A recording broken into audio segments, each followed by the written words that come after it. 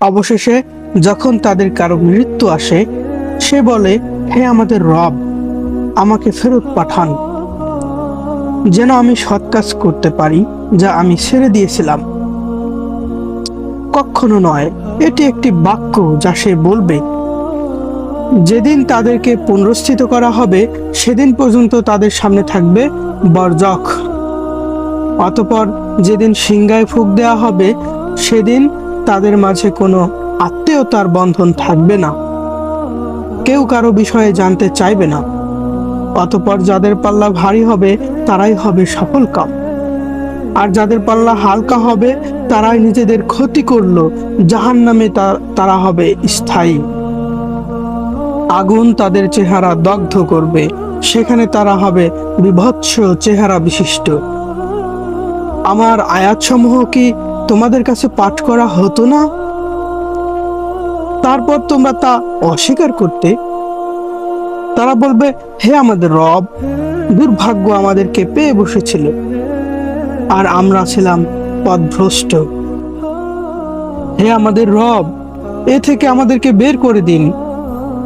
তারপর যদি আমরা আবার তা করি, তবে অবশ্যই আমরা হব জালিম। আল্লাহ বলবেন, তোমরা ধিক্কৃত অবস্থায় এখানেই থাকো, আর আমার সাথে কথা বলো না। আমার বান্দাদের একদল ছিল যারা বলতো, হে আমাদের রব, আমরা ঈমান এনেছি, অতএব আমাদেরকে ক্ষমা ও দয়া করুন, আর আপনি সর্বশ্রেষ্ঠ দয়ালু। তারপর তাদেরকে নিয়ে তোমরা ঠাট্টা করতে।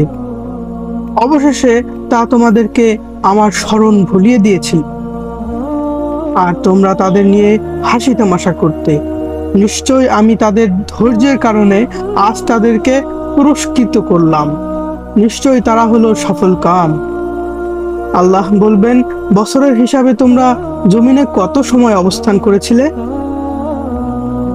তারা বলবে, আমরা একদিন বা দিনের কিছু অংশ অবস্থান করেছি।